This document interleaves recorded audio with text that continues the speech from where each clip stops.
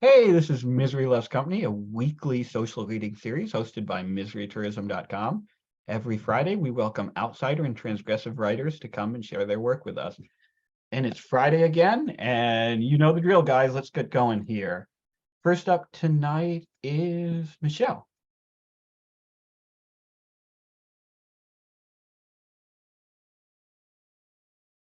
Hey, so I'm going to be reading from the first couple, not first couple, first dozen pages of my sketchbook and one poem.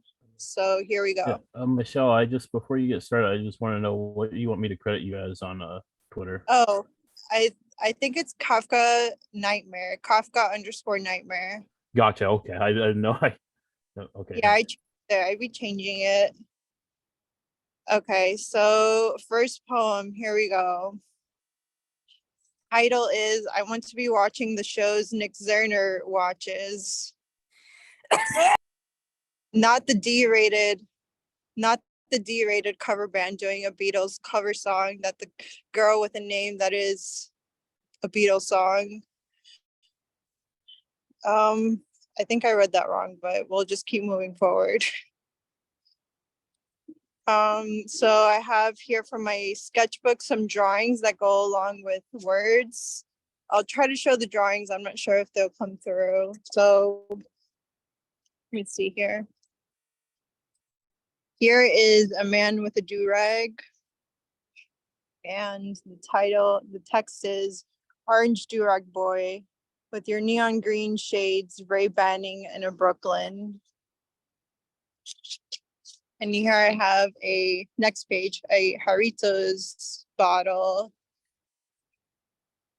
Oh, Tamarind Jarrito, you and you and you with all your 14 grams of sugar, less than your competitor here, Snapple. And here I have another drawing. And here's the text.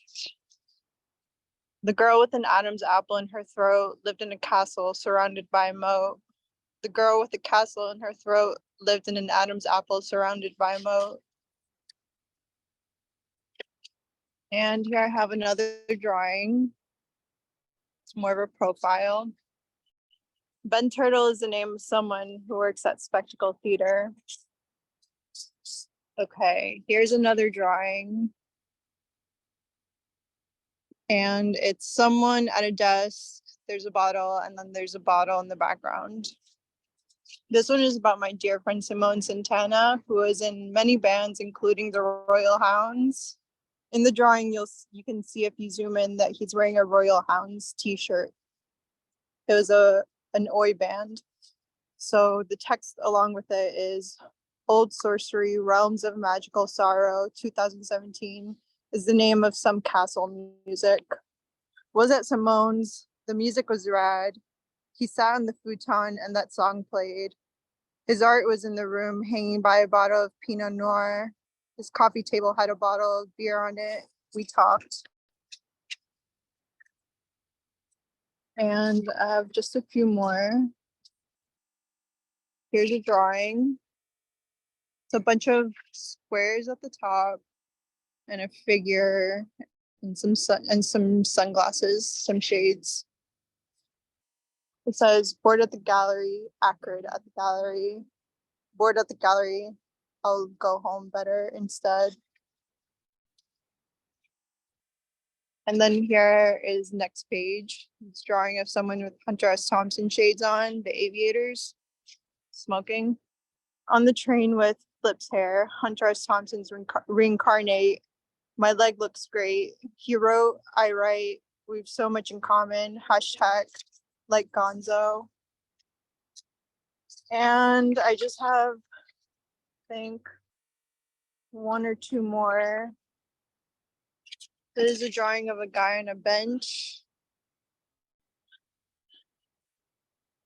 And he's just screaming profanities. Football players, oh, I'm so fucking scared, end quote. And I have a few more, yeah. Let's skip a few. Okay, this is a drawing. It's a self-portrait of me in a dress. And it says, I'm standing next to two guys who might be twins. I wonder if they like the lemons on my dress, my shades, or my boots. Okay, last one. And this is the drawing that goes along with it. It's another self-portrait. Went to the Paul Klee show. The images mar my mind. It was the second time I saw David Warner at one of his shows. I wore stuff. I saw figures. Thank you for your time, guys. That was it. Michelle, I really dig this new series of poems that you're doing with the illustrations, because like one thing I've said many times in the past is how good you are at capturing like specific moments in time, right? And this is almost the next natural extension of that, right? It's like a snapshot of this moment concisely in words and then concisely in an image. And I love as weird as it sounds to say, I love the incompleteness of these pieces. In fact, I think my favorite of the batch you read was the one with the profile that was incompletely sketched and then just a couple of lines about this individual, because it really, like those two, the image and those couple of lines juxtaposed together, really gives you a sense of how little you actually know about most people you encounter. Like this guy is so incomplete in terms of my knowledge and in terms of my imagination that he's really just an outline, right? And all I know about him is his name and where he works. And I don't know, there's something like beautiful about that. But all of these are wonderful, and I really love the pairing of the style of the sketches, which are they're very evocative and very obviously intentionally rough at the same time with the words, because like there's this sense of like this whole thing happened in a moment. Like the drawing was created in the moment, the poem was created in a moment, and all of them are rooted to this single specific moment in time. It's just a really interesting approach that I think works very well. So thank you for that, Michelle. Thank you. Up next is Keith. By the way, Thanks, William. just want to apologize to Keith because last week I had said that I was shocked by his appearance. What I meant was that I thought he was going to be like, because he's American, heavier set, but he's actually he has good, like, you know what I mean? He has a good physique. Good looking. Oh, that was all. Just for that, Josh, I've got 5 short poems I'll read to you.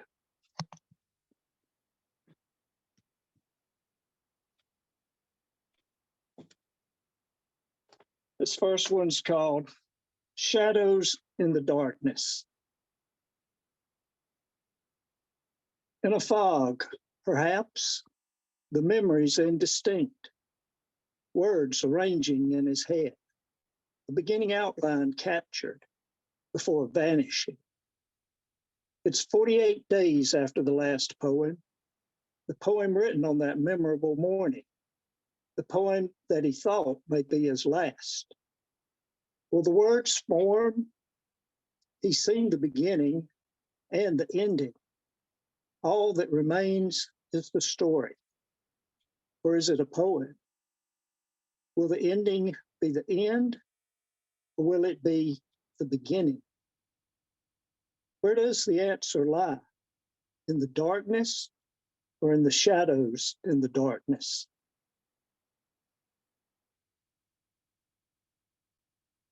This one's called Unbalanced Equilibrium.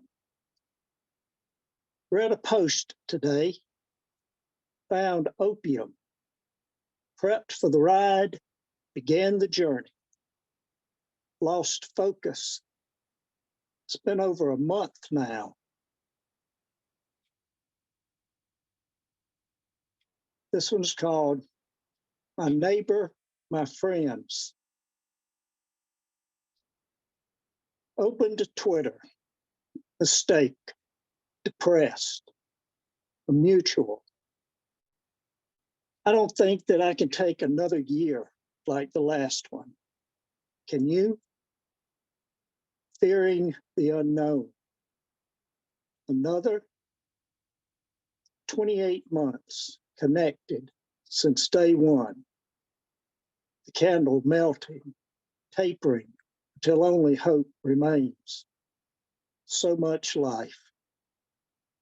Sadness, oceans of tears, beautiful lives, going, fuck. Why?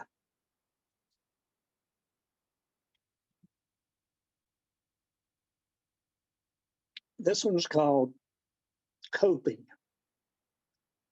They flipped the camera, revealed. Have you ever thought about killing yourself? What did you do?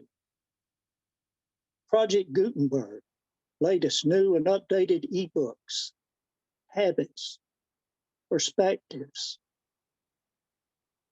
What does the world see? Wonderment? How was the experience? We see you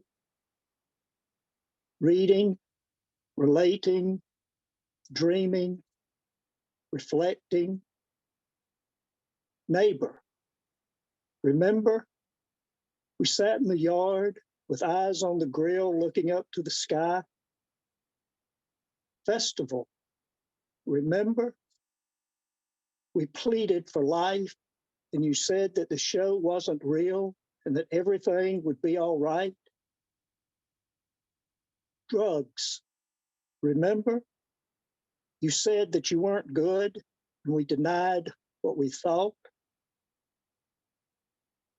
Where is this going? You know the answer. We know the answer. Please.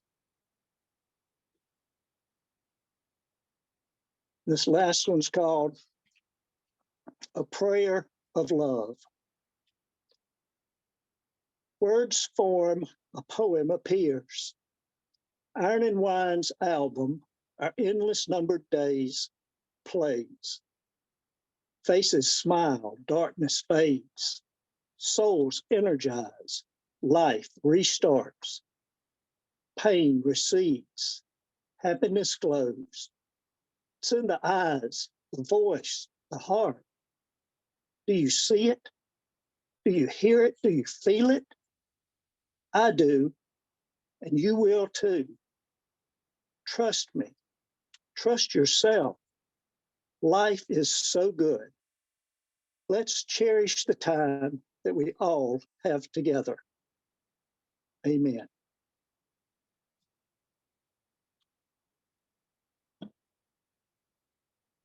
Keith, this is probably the first time I'll ever have to describe a poem about Twitter as heartbreaking. I think you have these are all very good, Keith, and these are all very stylistically different from what you've done before. But I want to narrow in on that Twitter poem because that one is really fucking good. I love it. Opens with open Twitter mistake, and then there's another string like mutual depression. Like you very concisely capture not only the experience of like going on Twitter, right? But you capture it in a very different way than I think most poems about the internet and about social media do. Like usually poetry about the internet is about the falseness of it, right? The falseness of identity and like the distance and what and how the distance hardens us or how the abstraction that comes with the internet like changes our perspective or whatever. But that poem is very direct and very heartbreaking and very like sincere and very true to the experience of going on Twitter and not being a stranger, right? Like, and I think that's what I was trying to say is like most poems about going online or about the alienation of being online. This is about going online with fear and trepidation because you actually care about these fucking people, and because you know that you know what there's the potential there to be exposed to something truly heartbreaking, you know? And it's written as if Twitter is like a place where your friends are, you know, as naive as that sounds or whatever. But you know what I'm saying, Keith, which is that you rarely see this kind of like direct, painful intimacy in writing about the internet. And I just think that's, and once again, it's like so concise and direct in its language, which I think is wonderful. Thanks, William. I appreciate it. And thanks, everybody, for listening. Thanks, Keith. And I didn't only enjoy it because I think you're hot. I also thought words were good. That's oh my There god. they are. Really, that's the best they had. I was just No, you don't get a Poor- second chance. You poor- don't get a fucking poor second fucker. chance. You don't. Well, yeah, he did have something to say, but he should have fucking said it. Wow. You Yeah, Keith, I just wanted to say that poem, the line you had that William mentioned, the internet, well, it's a Twitter poem, a mistake, depressed, and mutual. That really had like everything, like many good things do hit me with those Nirvana vibes, like the line that's like a mosquito, my libido, you know, where it's like a purely associational like awesomeness, and that was just such a great fucking line. I love it. I just wanted to hit on that again. Well, thanks, Rudy. Thanks. I feel liked it. Thank you, Keith. Rudy, don't mute so, your mic because you're up next. Yeah, I'm gonna read a poem about the Jabberwocky. If anybody knows Lewis Carroll, this is about the Jabberwocky, but it's also about the Tumblr. No, True I've never crime. heard of Lewis Carroll. What's Really? he best known for? Photography, I believe. Oh wait, no, it's actually. Thank you for that setup. Food war photography, family photography. Maybe. No, this is also about his noise van, Justin. But this is also about this is also about the Tumblr true crime community, which is a community of people that do things like you know, get interested in criminals and Photoshop flower crowns on Dylan and Eric and shit, which you know, really fascinated me to the point that I decided to make this image where I photoshopped a flower crown on you know, Dylan and Eric. So yeah, cool. Anyway, yeah. So this one is called Nest of the Jabberwocks, and it's nested just like a Twitter, or I'm sorry, like a Tumblr thing would be. One of those big Tumblr replies, yeah. So anyway, was too daddily, mappy, and Discord. So as I tumbled again, snow homing myself with the TCCs. Now in my tweet feeder, I'm retinawing all this condone shit. This saying Dylan and Eric were good, actually justified. Right a line and left a line, tunatic saying, lol, we like killing, basically, and it needs to stop. Some kind of jigabon you are, simiosing for your simian friends / interests. Reb and Vod are good, actually, right? To kill, and would have pop smoked a bitch like you. Like, I would trouncelate your face from fucking Packy or whatever to packed in ice. Whatever. Fucking wish-washity bitch. See what I mean? Condone. Hashtag. This is blasphemy. This is madness.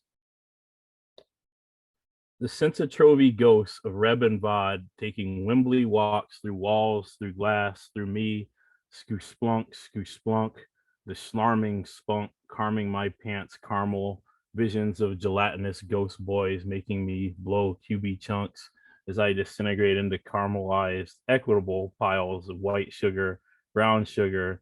Please Jefferson my lineage, white UV rays, quan dancing through the solid dark shield of my gene shedded skin.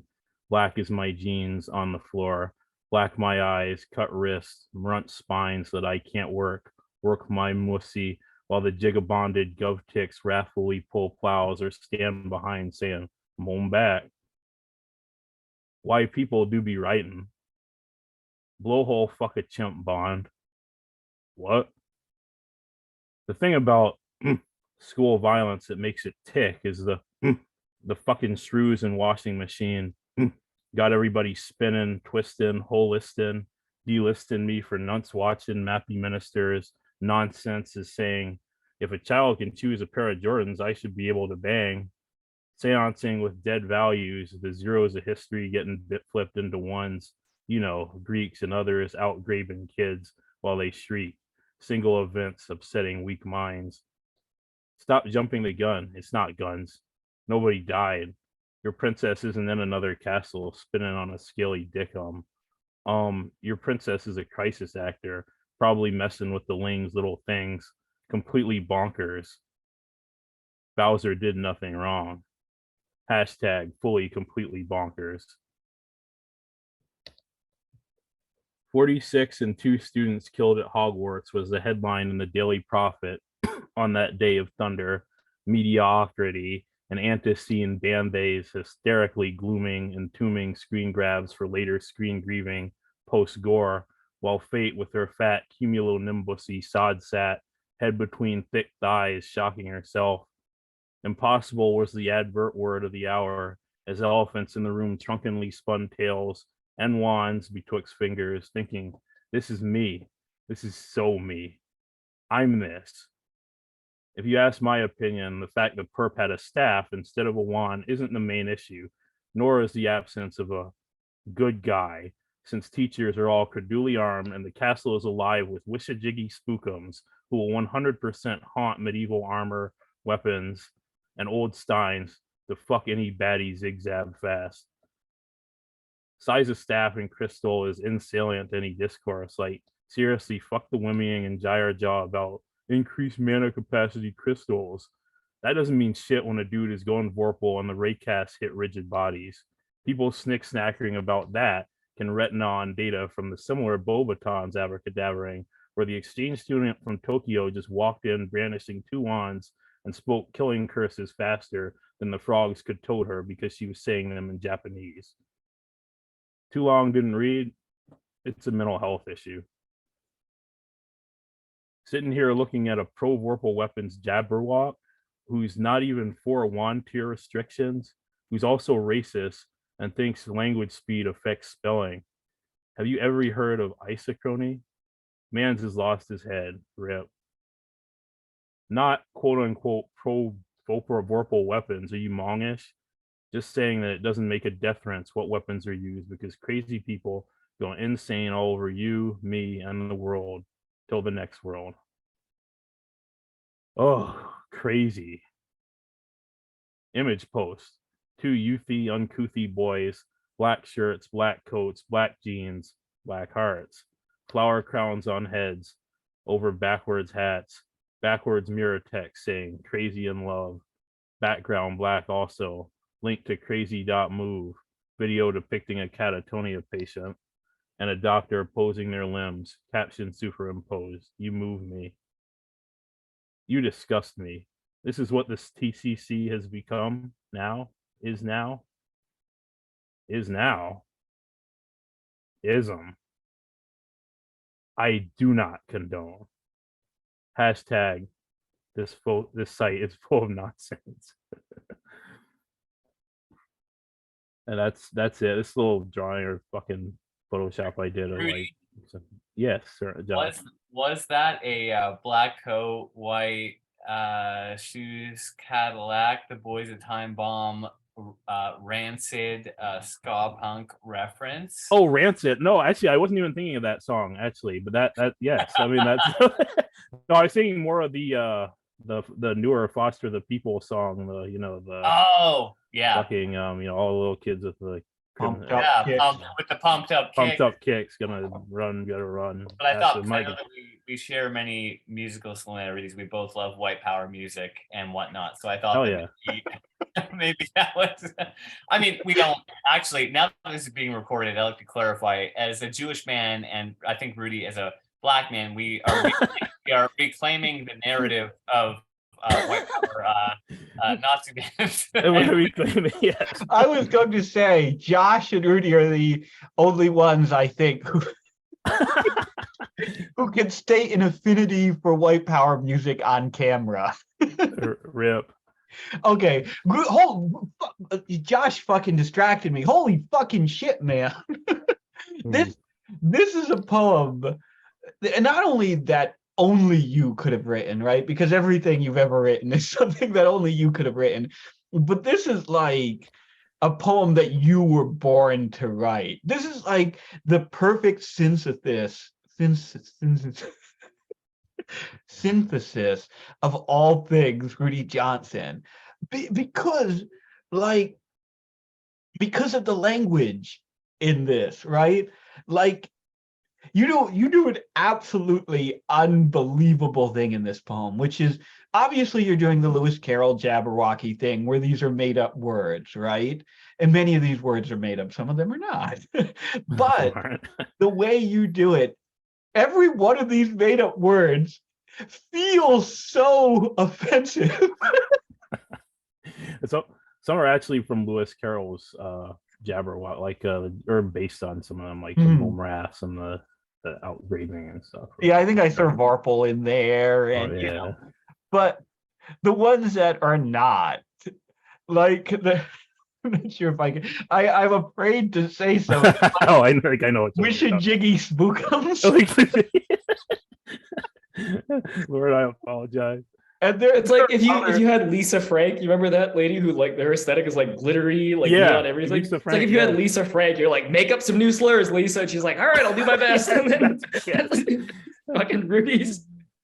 but and above and beyond that, though, this has such a wonderful musical sing-songy quality to it, which is something else that's very much a trademark of your style. And yet there are multiple distinct voices in this poem, even while you're doing all that shit, even while you're keeping this real cadence going, you're making up all these words. You've got multiple voices popping in and out to the degree that even if you didn't have the Tumblr structure that allows us to see when a new voice has popped in, we could hear when a new voice popped in, right? Because each of these voices are absurd and yet they talk a little differently. This is just the one, and I need to point out that like your princess is a crisis actor line, which made no less than 3 people in the chat go like holy shit at once. This is just so it's fucking really good, Rudy. This is like in some ways the quintessential Rudy Johnson poem, I think. Oh, thanks, man. Thanks for letting me read.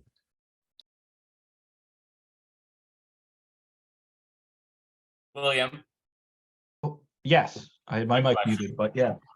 And I'm sorry to interrupt, but No. it's honestly crazy. I just realized that today is the day after Kobe Bryant tragically died in a helicopter accident. And I'm wondering if I can read an updated version of Kobe, but maybe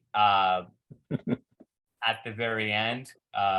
Josh, you had an intuition that we weren't going to have time for a open mic tonight. You probably heard me say, Arlie, that we had a lot of readers. And so you were like, wait a second. Well, I just got something in my newsfeed. I honestly didn't realize. Otherwise, I would have planned.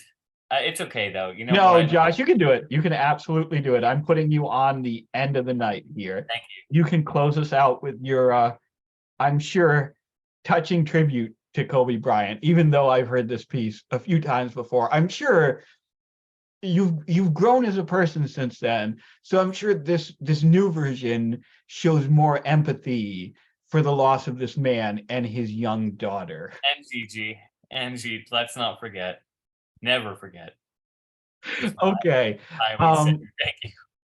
You're welcome, Josh. Michael is up next.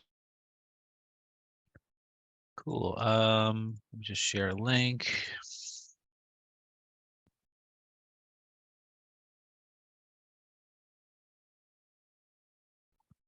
Cool. This is called Plastic Baby Jesus. I decided late on December 29th that I wanted some Christmas decorations for my apartment. Tim and I were drinking cheap beer because nobody in town could get the stuff I really wanted, the stuff I really needed. I was irritated, the beer too warm, stomach full of hot nuts. I thought about decorations after Tim said that I had all this empty space in my apartment right after we talked about the nothing we'd each gotten up to for Christmas. I'm going to get some Christmas decorations, I said. It's too late, Tim said. He slumped in my dad's old sunken armchair, and for a few quiet moments we decayed within my apartment's bare walls. Like we had when I was a kid, I said. Mom had these big boxes of decorations. Took her days to set it all up. Stockings, little train, all that shit. Then Tim asked, where are you going to get decorations? I felt my pants for my phone and didn't find it. Then asked, what time is it? 10:46. Nothing's open. What about that house next to Ann's? What about it? They got that big inflatable Santa. Jesus. Set it up in the living room, right here. Sit him on the couch. Tim drained his beer can and squeezed his fingers, made the metal croak. Ho, ho, ho, I bellowed. Tim winced and shifted in the chair. Those things are loud as hell, he said. The fans for them, I mean, to stay inflated. I bet they cost a fortune, all that power. Yeah. How do people afford those? No idea. What do you call them? Rich people, but not from around here? Carpetbaggers. Pricks. Right. I finished my beer and nestled the can against his brothers and sisters on the living room table. I took my pack of cigarettes from the table and opened it. The only one left was the Lucky, filter up, and I'd long held to the custom of smoking the Lucky on the way to the gas station around the corner. Old dying into the new. Keep the gap of nicotine at bay. My call center job was a shit gig, but it brought enough cash in to maintain a steady flow of smokes. Let's go to the store, I said. It's too fucking cold, man. I'll drive. We opened new beers on the drive to the gas station and opened 2 more on the way back. I didn't know how many I'd downed. My field of vision slipped a belt. Mixed and molten, windows, streetlights, a fractal Christmas smash still hoary from pre-dawn snow. Glowing fir trees winked as we passed. I told Tim about the time I, small and 6 years old, snuck down the stairs for water and found my parents drunk and laughing and shoving presents beneath the tree in the den. Told him how it was the lie to which my parents first confessed. How I always questioned whether they told me the truth, even if I really did believe them, just to press the nerve of that early mistake. I felt the gravity of an answer and hit the brakes. Shoved my door open. Zach, Tim said. This is it, I said. Tim, I said again. Come on. What? Decorations, motherfucker. My boots crunched across the snow-glazed lawn of the church. Unitarian, I think. Days difficult to remember. A scrapwood manger framed a plastic nativity scene. Plastic Mary, plastic Joseph, plastic lambs, plastic baby Jesus. An angel hung from a nail. A small spotlight cradled them in a dim white oval. Come on, I said to them. Tim came up behind me as I stooped to scoop the lambs. Grab them, I said. Come on. I opened my trunk and placed the lambs inside, then turned to receive plastic baby Jesus from Tim. I cradled plastic baby Jesus. I didn't want to hurt it. Him. I nestled plastic baby Jesus between the lambs. Don't want you to move, I told plastic baby Jesus. Tim came back with Joseph and Mary tucked beneath his arms. We laid them on top of the others, and I lowered the trunk door carefully. Back in the car, I felt around for a beer, but only found one, so I handed it to Tim. Let me get a sip of that, I said as he opened the can. Tim drank some of his beer and then gave it to me. Family, he said. Family drive, whole family. That's the spirit, I said. Christmas spirit, said Tim, and he laughed. We recreated the nativity scene in my living room, draped scars around Mary and Joseph, constructed a crib for plastic baby Jesus with an empty 30 rack and some old newspaper. I pulled some ratty ski hats over the ears of the lambs. I took the pile of old pizza boxes from the kitchen and assembled an unsteady manger. When it was done, we staggered back onto the couch and gazed in silence. When was the last time you were in church? I asked. Tim rubbed his lips with his fingers. Years, he said, when my cousin got married. Catholic church? Yeah, I used to go. Oh, yeah? All through school, something about it helped. Anxiety didn't feel so bad. I stood and tottered into the kitchen, searched the refrigerator until I found a can of beer, an old one with a taste I didn't like. On my way back, I stopped by the pizza box manger and adjusted Joseph's scarf. He looked cold, like my dad always did. Then I said, I really believed, man, I really did. Then those child fuckers, right? I couldn't stomach that one. Just shitty answers to it all. All of them. All of them, said Tim. Child fuckers. Child fuckers. My mom really believed, I said. I used to go with her. Not every Sunday, but a lot of Sundays. I had a good childhood. I guess I don't remember a lot of it now. It feels good from here. I cleared some of the debris on the table to make room for my beer. My childhood felt like a good thing as I shoved the empty cans and food cartons aside. I miss it. I miss her, I said. I looked over at Tim. His head rested back against the couch and his mouth hung open. I thought about the lips of a whale. Do you believe? I asked. I shook his arm and Tim opened his eyes. Believe, I said. Do you? Don't know, he said. Tim scrunched his face and shifted his body. Goddamn back, he said. Goddamn. Did you ever ask God for something? I asked. Sure, said Tim. He wiped his mouth with the back of his hand and bits of lip skin clung to it as his hand fell away. I ask God for things all the time, he said. Like what? God, let me wake up tomorrow. Why do you ask that? Uncle died in his sleep. Don't ever want that. Not knowing. Goddamn way to go. Like, would you even know? One long dream. Yeah. I wish my mom died in her sleep. Sorry. She was awake, looking right at me. Tim looked at me and then said, I'm really sorry. He looked like he meant it. I miss going to church with her, I said. I miss her. Tears stared back at me as I wiped my face on my sleeve, still wearing my jacket. I pointed at plastic baby Jesus in the pizza box manger. We don't know shit about him, I said. I mean, we got the Bible, but who knows what they cut out? Next to nothing about his childhood. I wonder if he went to church with his mom. Temple, said Tim. I hope he had a good one, I said. A good childhood. Here's to you, I said to plastic baby Jesus. Tim and I said nothing for a long time. Then he said, I gotta go, man. Tim rose from the couch. His knees crackled. You good to drive? I asked. Not really, he said. Tim left the door ajar as he left. I stared into the dark cavity of the hallway outside my apartment, wondered what might emerge from it. Approach, consume, absolve me. I've done a lot of wrong things, and there alone another crept up on me. Plastic baby Jesus. He deserved to be home, his real home, not the fake one I'd made. I thought about what my mom would say, but couldn't remember exactly how she spoke. Her vocal river bends. Memories buried too far, ignored too long to be unearthed when I needed them. I wept and gazed at the Holy Family across the room, frozen in time. I stood and took plastic baby Jesus from the pizza box manger, pulled the scars from Mary and Joseph and wrapped him. In me stirred a flickering purpose, something dim, something maybe enough. I don't remember leaving home or locking up, but there was sweat and a hill and a wooden manger washed in pale floodlight. Miles walked and burned into my ruined feet, my pebbled knees. I tightened the scarves as I laid plastic baby Jesus in his bed of straw. Not enough, I said. It was easy to break into the church. I found an unlocked window and lowered myself, plastic baby Jesus hugged against my chest, into a wide recreation room. Metal folding chairs stood in half-moon obedience. I found the chapel upstairs, stole a splash of holy water, and took a pew near the back. Somewhere distant, maybe in my head, an alarm squealed. I didn't care. Warmth swelled inside me. Plastic baby Jesus was safe. I remembered midnight mass on Christmas Eve, white candles and paper plate bouquets, being part of something greater. My mother singing, mezzo soprano, a breathing, loving lullaby. I sang too, not well, but it made her smile.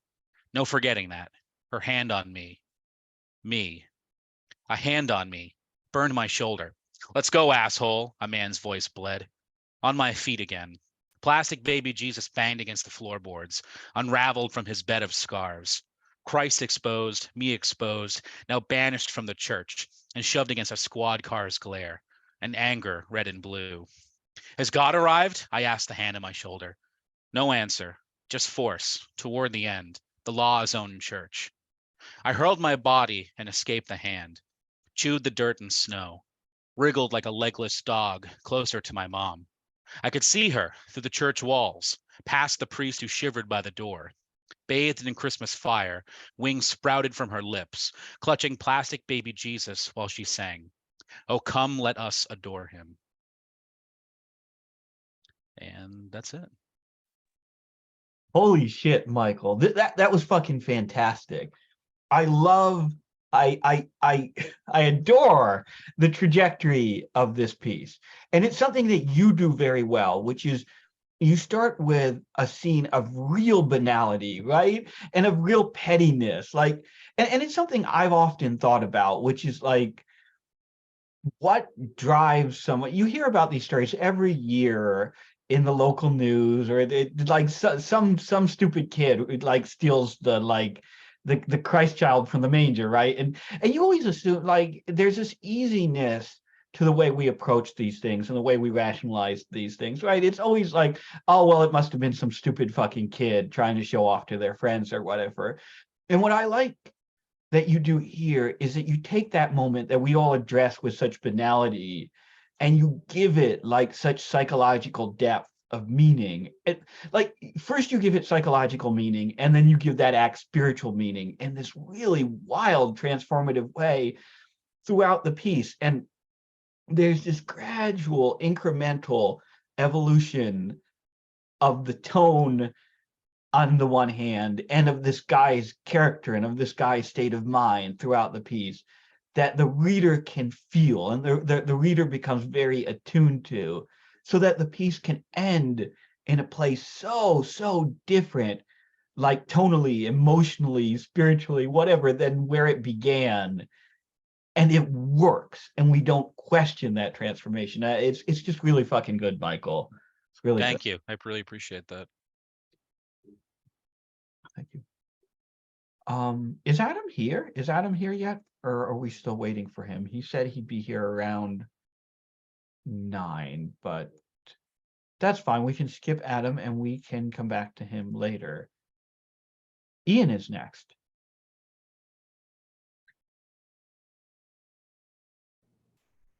Hello. Hey, Ian, how's it going? Good, good. Thank you for having me. I'm reading something tonight, and it's called Super Bowl. Yeah, Ian, I was just wondering, how can I credit you on Twitter? Or would you like to be credited? Or? It's at Night Pain Incorporated. Okay. Thanks. Okay, Super Bowl. We arrive at Denver's place shortly after 6. There's already a crowd in the living room. The pregame show is being projected onto an entire wall. The commentators look massive and shiny. I scan the room and see a few people I know. Everyone is looking at Katya, and I hear the whisper campaign kick off. Katya and I make our way to the kitchen, where I put my store-bought guacamole on the island. I set my beer down outside on the back deck. Katya follows me outside and sparks a cigarette. It's too cold to be a gentleman, so I leave her outside on her own. When I get back to the kitchen, Denver corners me. He looks concerned. The creases in his forehead suggest a serious conversation. Dude, I don't know how to tell you this, but like, you know she convinced her ex-boyfriend to kill himself, right? Denver stares at me. He looks like a slack-jawed idiot. If a girl can convince you to kill yourself, then you kind of deserve to die. I want to tell him to mind his own fucking business. Thanks for hosting this year. Go Pats. Katya comes back inside, and I escort her to the living room. The click of a dozen or so people all stop talking at the same time. It's awkward. Well, it's awkward for them. I don't give a shit. Slowly, individuals' conversations pick up, and everyone eases into their drinks. I start talking with Tim about his band, the Kill Sheets. They're a post-punk emo band. They would be good if they weren't embarrassingly old to be playing emo shows for teenagers. I suggest that they change their name to Convoluted Suicide and become a full-blown punk band. I can tell he hates me for this. But again, I don't care. I ask him about his legal problems. He's been accused of sexual assault by a handful of his teenage fans. I can tell he hates me for bringing this up. I don't blame him, considering he's here with his new girlfriend, who, based on her reaction, didn't know about his troubles. The sad part is that Tim is too much of a pussy to have done anything with those girls. He wouldn't know how to assault someone if his life depended on it. Having successfully destabilized Tim's night and possibly his budding relationship, I move on. While this is going on, Katya is sipping her beer. The other girls have made a silent pact to not engage with the Russian she-devil that is Katya. It's not that they think Katya is responsible for her ex-boyfriend's suicide. More than that, it's the fact that Katya is stunningly beautiful and that they are average at best. In fact, next to Katya, they look like the stepsisters from Cinderella. Meet in all the wrong places, faces that require hours of surgery to reach any level of aesthetic beauty. It could also be that I've had sex with most of the girls in this room and left most of them in worse shape than I found them in. But that's kind of my MO, and if they didn't share the information with each other, out of shame or whatever, then that's on them. They never shut up, but they never say anything useful. There's a guy here I don't recognize, one of Denver's loser stoner friends. He's completely engaged with the football game. It's the start of the second quarter, and he's the only person in the room who cares what happens in the game. He's muttering to himself, nervously emptying beers. I feel like I've met him before, but I can't place him. Then it hits me. I used to buy Xanax from him. I go to the kitchen and make myself a plate. Pulled pork on buns, guacamole, salsa and chips, sausages, veggies cut to the size of fingers. I add extra veggies for Katya. I'm back in the living room and the game is going to halftime. I see one of the girls approach Katya. I think her name is Jessie. I know that I fucked her a few times and convinced her to do some pretty unsavory shit. Jessie has had a few drinks and she's moving with a false confidence. It's the moment I've been waiting for, the inevitable blow up. Katya spotted her as well, and she doesn't sit back passively. She takes the offensive. Katya stands up just as Jessie gets to her. Katya's quick movements have thrown Jessie off, and you can tell she doesn't know what to do next.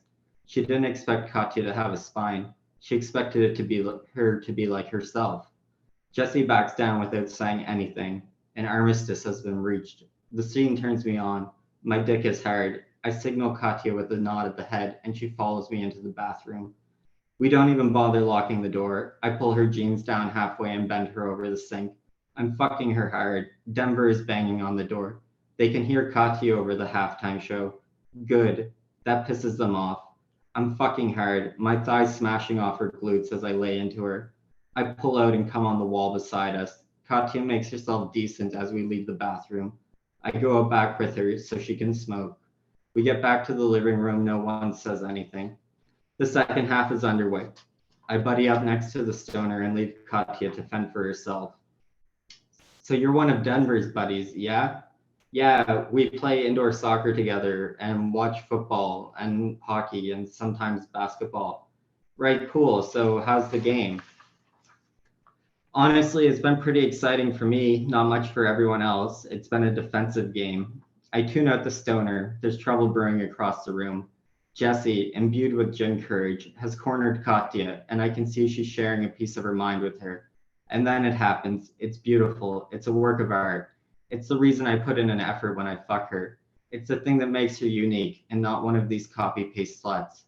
Katya's fist rotates as she turns her hips and steps into the punch. The sound of it landing sounds like a fist meeting a brick wall. Jessie crumbles to the floor, KO'd. Her left cheek is sunken. It's clear that there will be serious structural damage. I excuse myself from the stoner's musing on football and grab Katya before she can start shit-kicking Jessie. Well, this is as good a time as any to get on our way. Jesus Christ, why did you even bring that fucking monster here? You know she killed her ex-boyfriend. She's a fucking piece of shit. I'm practically pulling Katya down the stairs. The mob wants justice, and they are only now realizing the severity of the damage that Katya inflicted upon Jessie. As we're heading out the door, I hear them shouting for an ambulance. We leave Outremont for the mile end. It's snowing again. It feels like it's been snowing since December. Like this winter took place in a sealed environment. Katya doesn't care. She tells me that the snow in Moscow starts in November and doesn't finish until April. She says that no one acknowledges the snow. Like if they ignore it, it will go away. Katya tells me that St. Petersburg is the most beautiful city in the world. that you can go for caviar and champagne, go to the opera, and finish the night doing quality blow in a club on a decommissioned warship. She's so jazzed up tonight. I can see the blood pumping through her at high speed. She's wound up. We go to a blues bar and eat stale candy. We do shots with the bartender. Katya tells me that in the mountains to the south, there's a clan who became obsessed with American blues during the Cold War. She says that to this day, their village is the Eurasian center of blues music. It's also a town that's seen its fair share of cleansing. Katya seems preoccupied tonight, almost homesick. I've never heard her speak this much about Russia or herself. I pay her tab and take Katya to a Russian tea room a few blocks south. We order caviar, we drink Moscow mules and eat oysters. The oysters are thick and creamy, West Coast oysters. We dip into the club attached to the tea room and dance with some kids. I find a dude and trade money for drugs. We're back at my apartment. Katya is standing at the window watching the snow fall. She's counting steeples, identifying the churches based on denomination and nationality. I'm in the kitchen making martinis. I bring the martinis to the living room on a black serving tray. Katya joins me on the sofa. She sips her martini and lights a cigarette. I'm cutting up lines, making a nice pile, dividing it again, scooping it back into a mound. I do this several times before I chalk up 2 big white lines. That's it. This is so good. Ian, this is so good. So first of all, it's completely vicious. This is like, and I love portraits of like irredeemably vicious human beings. And this is a great one. And it's a great one because you can feel how perfect these two are for each other, right? Because you can feel in the narrator's like voice, like his own like banality, his own like antisocial tendencies, and his own like deep disdain and detachment for the people around him. And it's funny the view you get of the Katya character, like, because you get hints that there's like more there mentally and emotionally, like there's more sophistication there than the narrator is picking up on. Like there's more damage there, there's more like complexity there. But the way it's all fed through this one like really like debased and degenerate perspective, you just get flashes. And the way this day is drawn to like the details that you decide to focus on. Oh, I love at the end, like the way he just can't quit, like the way he's like, he keeps like reforming the mound of cocaine, right? He can't decide how he wants to divide it up. It's little details like that, or like the detour that you go on through like the culture of Russia and through like like the tribe that is obsessed with blues music. Like all of these fine details really elevate this above like just a simple story about 2 human beings behaving badly, right? Like there's so much richness here, and yet none of that richness gets in the way of like the ugliness of these human beings. I don't. It's a great story. Thank you, William. I really appreciate that. Yeah, thank you for sharing. Of course. Josh Mazza. Josh Mazza is up next. Yeah, I kind of have like a nom de plume that comes and goes, but it's not here tonight. So yeah, just Josh.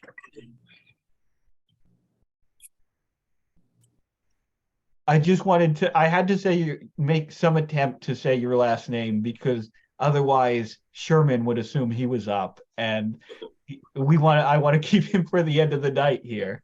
I almost did, but I was actually reviewing comments from my publisher about my manuscript, which are annoying because he just doesn't understand what a style guide is, but that's for another time. On to Josh. The other Josh, Yes. Josh whose turn it is to speak. All right, Josh, it's all yours. Sorry. Cool, no problem. So this short story is called Sesh. I'm always back against the bedroom wall. though I can't make out the symbols on the wall or look out the window to see if the driveway is empty. Maddie cupping his throat with both hands, dramatizing what he wanted me and Sonia to do. Hold my neck like this. Cubicle, high school, fluorescent lights, high school, modular minds.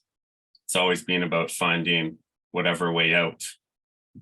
Clenching Maddie's neck would stop the arterial flow, make him pass into an altered state.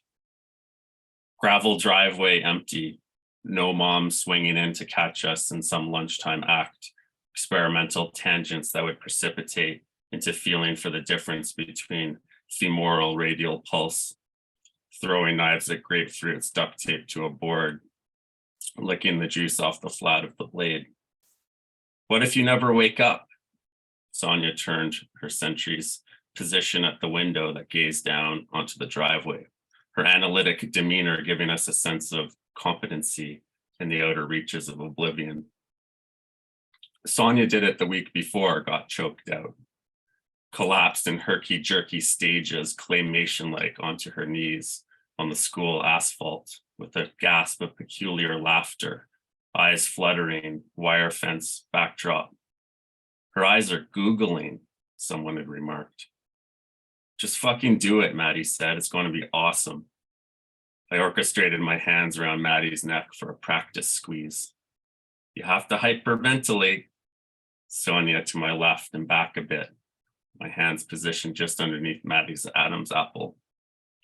No fucking shit. Keep holding my eyes till they start to roll. Keep holding my neck till my eyes start to roll. Then catch me if I fall. Earlier that day on our return walk from morning class through the flooded park, we'd been smoking a dispensary strain that made Maddie's heart palpitate, and he'd mentioned some sort of arrhythmia condition. I can't believe you're doing this with a heart problem, Sonia said. The mix of tropical and boreal terpenes is what fucked with my heart. I'm fine. Sonia and I had difficulty holding him up. Supporting a limp body demands every angle, every muscle. One body collapses into another. Why don't we attach you to the wall with something, Sonia suggested, so we don't drop you. She nodded down to the massive scab on her knee that was still weeping with infection. Yes. Pushing aside the clasp of my fingers, Maddie bounded downstairs to the basement, where we used to have sleepover parties, and we could hear the stairs creak as he scrambled back up, bringing with him a roll of duct tape. So we taped his wrists to the wall to make sure he wouldn't crack his head open when we dispatched him into La La Land. He wasn't worried about scuffing from the tape because he'd already drawn all sorts of shit and pen and paint on the walls, things he'd seen on trips with various designer drugs his chemistry major Dread procured. Prism-like patterns with eyes and odd visionary phrases such as "Heaven and onward, ye great golden cult of humanity." We taped Maddie's arms to the wall, then his thighs, his calves, his ankles. We put 5 strips around Maddie's non-existent belly for good measure. Check the window, I glanced at Sonia. She isn't coming home. She's at some psychology thing, Maddie said. Little black kitten disappearing around a fence, Sonia said. I scrunched the paper bag over Maddie's mouth, and then he started hyperventilating. Crinkle and crack of expand, contract. The next step was to lean into his neck. I could feel his blood pulsing beneath my palms, the corrugations of his breathing tube. Sonia examined his eyes. Time to release, she said after a few moments, positioning herself to catch Maddie's shoulders in case the tape didn't hold. Eventually, Maddie's chin dipped to his chest. Only then did I release my grip.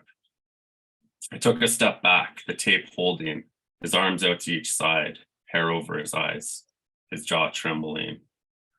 Wet willy, wedgie, Hershey squirt. Okay, shouldn't he be waking up? Sonia said after a few leaky moments. Yes, he should. What the fuck? I stooped to peer under Maddie's curtained bangs, examined the little slits of his spastic eyes, wondering what to do now. That's when we heard the crush of gravel. Sonia dashed over to the window again. It wasn't Maddie's mom's Ram. It was his brother Dred's Vibe.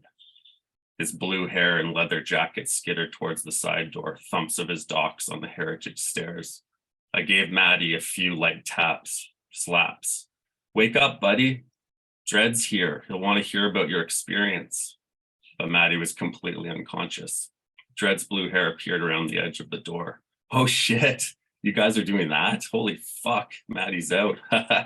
Dred strode into the room to examine his brother. This is fucking crazy. He's in Paraworld. The arms out like that. Duct tape? Fuck. Paraworld. I echoed the term. Activates the inner eye, the inner feet. My bra is teleporting. I woke fast when I did it, right? Sonia said. You never know. This could all be Flutter. Perma-para-like. It's no game. Dred took a hit from his vape.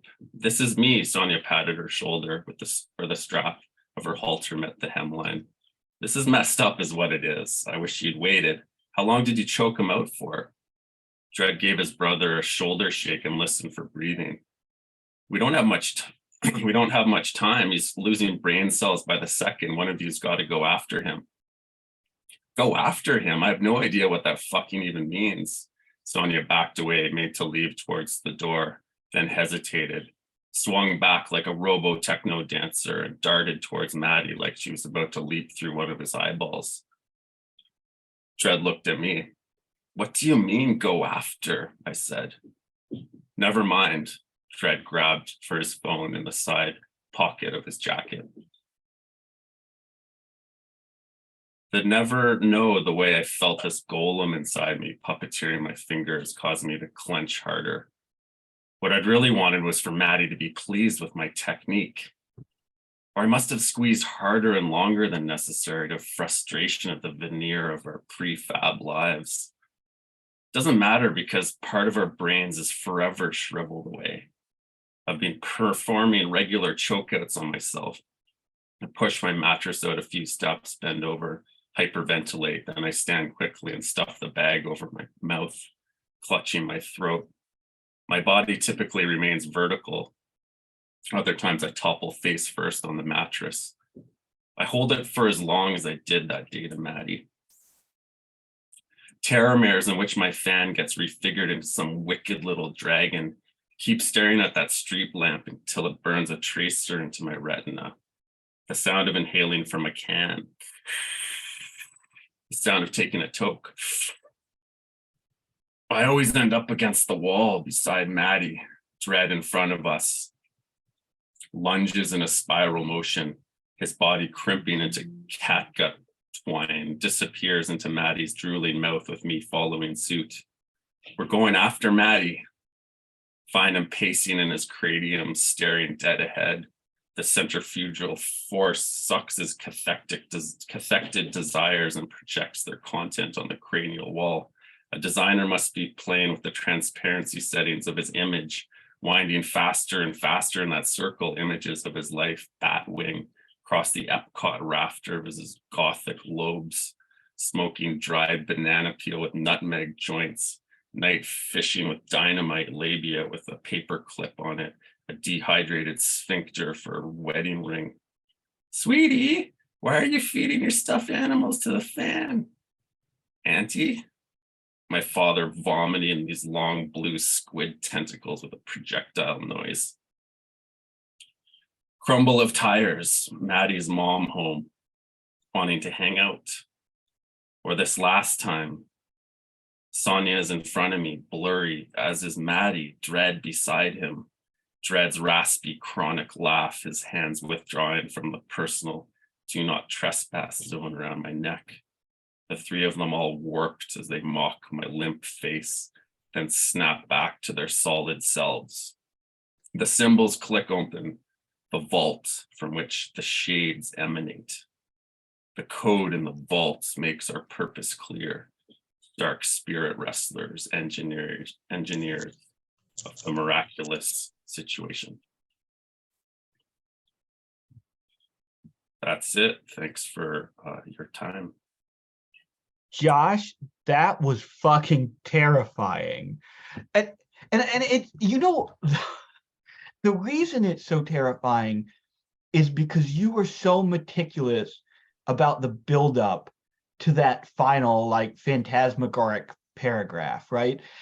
The way it is so, like, wonderfully agonizing, the level of detail that you go into in laying out exactly how this procedure, or whatever you want to call it, like exactly how the chokeout is going to happen, like the build up to the chokeout, and the meticulous level of detail in describing, like for one thing, people's bodies, like the scab, infected scar that Sonia still has on her knee, and the way you go into like the technique of the chokeout of this guy. Oh man, so that by the time it happens, we are so tense, we are so coiled up because we can feel it, right? And then you go from there, and instead of the ending that we're expecting, which is like simple tragedy, right? Like it goes into this hallucinogenic moment of complete horrifying derangement, and the way it play it's a beautiful, terrible thing, Josh. It's wonderful. Thanks as always for your comments, William. Yeah, thank you for sharing, man. Yeah, there's a section in there. You're talking about like he's losing brain cells by the second, and like talking about the physical process of it, Yeah. happening.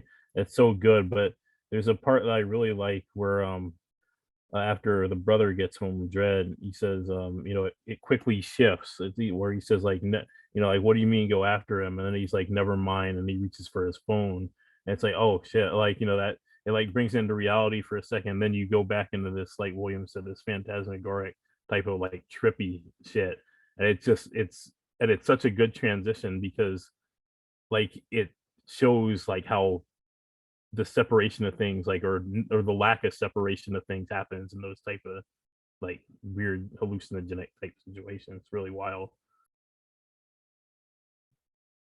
Thanks, Rudy. Yeah, I always like a story to work like some sort of drug trip work. You get more and more stoned as you read, but I need to break out of that at some point. Thanks a lot, man. That's great. Thank you, Josh. Adam is up next.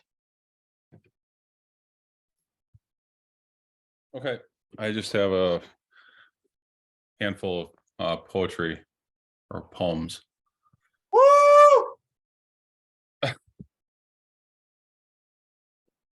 William, are you able to put it into the chat? I just did. Who was that? Woo Gigi, or was it a troll? I had the other window up. It was a troll. There was a troll named Josh. Oh, it was. Oh, okay. Well, I have Adam's book that he sent me, and we've been supposed to Zoom privately. I really loved it, so I'm very excited to hear what he has to read. But that was just me with my unbridled excitement. Fair enough. You can have a pass on that one, Josh. Sorry, Adam. It's all yours. So the first one is Goodbye, Misery. Misery's head is a hanging low. Speaking of hanging, he is near a creek bed, November, standing not nearly a plum, having lost his reusable grocer's bag and not knowing whether he'll wake in the morning tomorrow. His friend died, was cremated like that, a finger snap. I want a part of you so badly. I'd rub your ashes in my gums like chew. I'm so glad you're not in some velvet pall, pal. I'd dig you up and snatch you. Yes, Misery sobs. He is a 6'1", 200-pound waif burled in tatters. He dog-ears sonnets to blank M. There's always some pain going on. There is too much time. He wishes so badly that he could just walk into some room and say, my name is Rambo and I'm an alcoholic. Hi, Rambo, joint and several, his tongues fold back into liquor want. But Misery don't drink no more, never was his problem. 5 years pass. Misery is seated in a lazy boy with cigarette burns on some farm he inherited in Nodak. He is drinking himself to death and watching the Dean Martin roasts on VHS.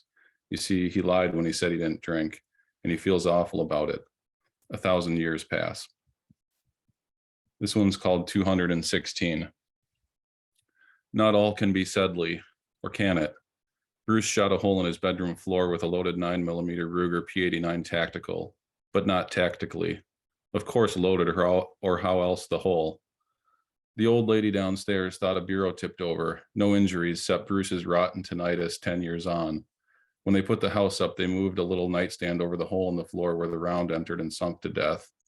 Years after, Bruce, with his goddamn rotten tinnitus, learned that an old classmate and pal going on 20 years, though he hadn't seen him lately, was minding himself in a little shit apartment out in the sticks when he too let one go into his neighbor's apartment that was not occupied.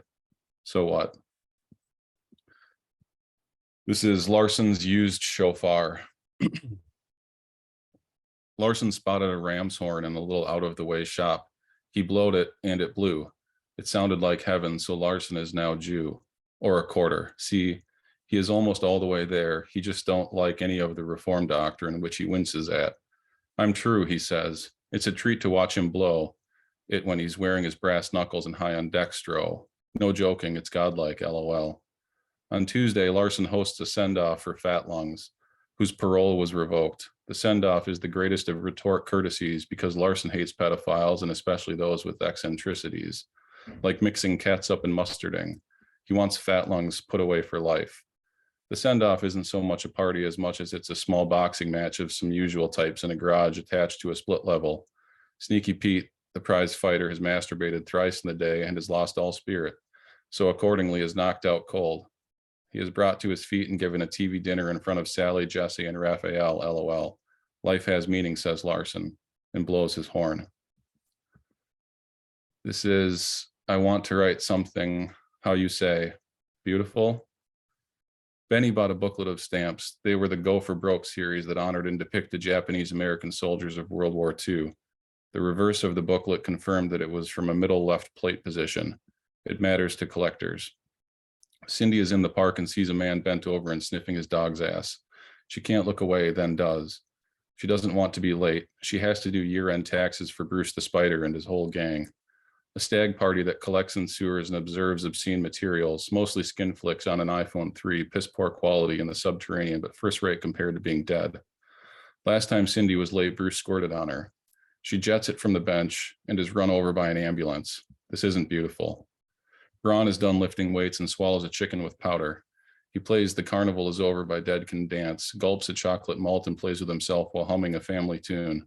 We heist the plant for 50 cases of ski. These rites being perfected, he looks out from the bay window and sees a woman flattened in the street. There is a knock, the mail arriving. It's a birthday card from Benny and smells like cool water cologne. The stamp says Go for Broke and looks like Asian Chris before his accident. The card is inscribed, Love, Anathema. Cindy is resuscitated at hospital. She saw the white light and everything. They bring her crushed ice. She goes on to mother 3 boys. It's beautiful. This is the last one. It's called Downhill. Baked off Marbreads, a little fuzzy high on the slopes, decked out in monstrous pertinent K2 zippered pockets and felt lining and packed sun and blacklight dreamscapes all under lights, and it smells like French fries, etc. What heaven. And all before that fateful crack of your my head on the slopes, downhill and everything downhill. It's probably why I have such a temper, why I cut people off in traffic, probably why I hate the elderly, why I drink and smoke and crush pills in the morning and at lunch, why I only read the first chapters to books, why I am content to speak only one language, why I am hysterical in medical office settings, why I am a hypochondriac, why I seek pills and alcohol and death, why I am divorced, why I beat my 3rd wife nearly to death about once a year, why her dad shot me, why I survived, why I steal and grope and croon, why I film men in the gym locker room without their knowledge or consent, the second being redundant, why I am a plastic surgeon, I'm fixing something, I love surgery, I want to live forever. It makes no sense. That's it. Sorry about that at the end there. Frank, was that? Oh, that's not our Frank. Goodbye. Anyway, Adam, sorry about that. So, man, That was actually part of my reading. That was my friend.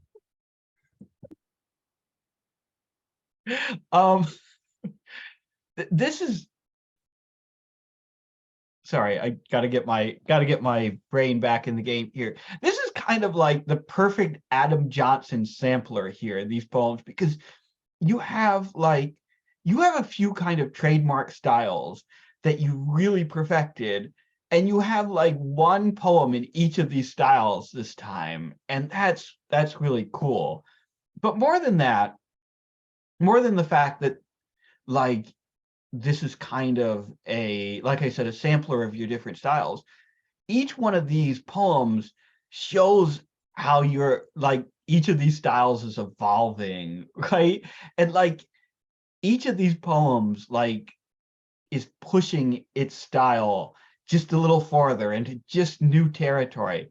I think you shared the Larson poem with me before, but I really love this Larson poem because it does something that I think is really hard to do with a character like Larson, right? This kind of picaresque character who you expect to always kind of be in the same place because he almost has to be to get into the kind of like degenerate slapstick antics that he gets into. But in this poem, Larson has grown a little bit, like he's evolved as a human being. He's like finding a little bit of religion, right? Like there's a new layer of like spiritual complexity to Larson, which is a really weird thing to say considering like where this character has been.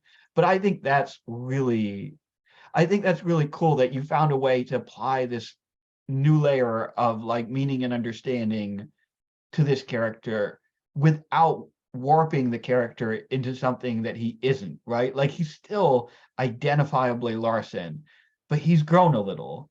And I want to write something how you say beautiful poem. Oh my gosh. That is Adam, it's fucking fantastic. I love the way that like you've woven these narratives together in a way that doesn't feel like how like poems about coincidence or poems about like different perspectives are usually woven together. There's a real like delicacy to the way the tonal shifts in this poem happen and in the way that the different perspectives are woven together. That, oh man, it's really fucking effective. It's really effective. No, these are all really good, Adam, and thank you so much for sharing them. Well, thanks for all the kind words as always, and thanks for letting me read them. Yeah, thank you. And GG We is better have a chat soon. We better, Adam, you better make time, or else I'll just keep interrupting William. Josh, I DM'd you over 36 hours ago with a picture of one of my kids' Hot Wheels, and I wanted an answer about I didn't see that. whether it was worth something, and I'm still waiting for a reply. Wow. I think you messaged the wrong account. I think this is fake news, and I think we're all getting a little bit caught up now. I'll take screenshots and post.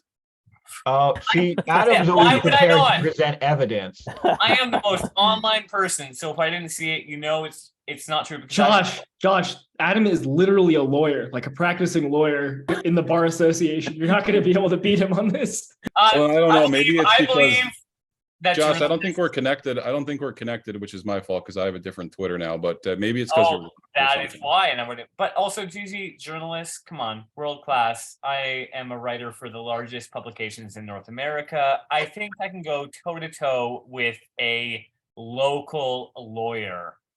And I mean, you also live in the third most populous nation in North America. So that's right. All right, What a okay, weird guys. bird, Okay, but- guys. GG, don't mute your mic. It's your turn. Oh shit, that's right. All right, so I got some poems here. I'll put a link because I have trouble following when someone doesn't do that. So I'd like to do that. Okay. None of these are funny. I've been fucking depressed, so these are just weird, I'm sad poems. This first one's called Chemistry. I'm working on a physical proof using organic matter to store flammable liquid. The body is a filter to make piss, so dark and toxic it's nearly shit. Other byproducts are produced. Sticky sweat, the stink of loneliness, the need to be liked, evaporates, sticks to indoor air. The body enjoys routine. I hear a singer-songwriter and try to put her beauty on loop. Finally smiling, I pass out hiccuping, alone, the dream of love. This next one's called Fructose. Fructose. The door that grants access to joy small enough to reflect in dewy raspberries also opens the other way, to suicide. This one's called Honey. The pollen has to be processed. We smile and encourage. We enjoy as we build. The sweetness we protect ourselves with are honey walls. This one's called Peace. No more jokes, no need, nothing pithy, no helmeted laughing. I offer nothing. I have loneliness and thank you with my head lowered. And this is the last one. It's called Messier 83, Jasmine. The gal I took to prom might be the sweetest person alive. I don't care who you know, she's sweeter. Your person lacks sugar. They're tart lemonade, necessity made. Never a thank you so much as often as she, without sarcasm or irony. They don't smile like her or love. You've never known her sweet feeling on your neck, your shoulders, up and down your back. You never trembled as she traced soft fingernail swirls up your sternum, weeks before in her green minivan, kissing, giggling, telling each other, hey, I heard about this frog. That's all I have. GG, these are heartbreaking poems. They really fucking are. And there are so many individual lines, so many like perfect individual lines in these poems. But that first poem, Chemistry, holy shit, GG. The body as a filter to make piss line is like the just like the ugliest and most concise possible summary of human life, right? Like what's the like, if we're going to summarize the meaning of life in one sentence, how bad can it be, right? Like what's the most like depressing and banal and nasty way to summarize the human condition? Well, you found it, GG. The body is a filter to make piss. And you know, I love, although you do get to the shit in the next line, that you opted for the body as a filter to make piss, as opposed to like going the other route, right? Well, William, when you drink a lot, you don't shit much. Fair enough. But that would have been too obscene. That would have been obscene in a way that would have been colorful, right? And that would have been like, that would have almost reminded the reader that they had something to live for, right? Because like when you get it's like the poem you wrote about joy. Obscenity kind of works the same way, where if you push obscenity far enough, it becomes a source of joy, right? It becomes a kind of beauty, a kind of beautiful expression. But the filter to make piss is so clinical and so hopeless. It's just such a good fucking line. And that the last three lines there, I pass up hiccuping alone to dream of love. God, GG, that made me want to kill myself. Hey, hell yeah. Finally, I did it. I got people to feel the way that I feel. But and all of these are the same, like that have the same beautiful like concision of language that you always have, turned in the darkest possible direction. I hope you're okay, man, but keep writing like beautiful shit like this. Thank you. I'm glad something good comes of it because I want to die. So thank you. Thank you for letting me read. Well, hopefully not soon. Hopefully in the distant future, like all of the rest of us, if we get control of our vices, Josh. Anyway, thank you so much, GG. Those were fantastic. John is up next. Hello. Hey, John, how's it going? Do you have something uplifting for us? Yeah. Oh, good. This is a poem I wrote. I wrote a poem. Oh, my camera's off. Okay. All right. Mother of pearl counter, pink tile, pink stalls, strawberry coke compact, school uniform, clogged toilet. Oops, sorry. Looks like we'll have to share a pair of pants. Parts of me believe she's never touched the ground. Parts of me believe she's in the corner on the floor. Her skin changes color like a sunset. Bells ring and the boys and girls rush in. 10 minutes of affection between periods. They cover her in lipstick kisses. And when she doesn't kiss them back, they draw magic marker tributes on her arms, legs, neck, like you would a vacant place to prove you've known it. Jacket and boots stripped and sold. purse stuffed with love letters she spent all night making, donated to the Salvation Army dumpster.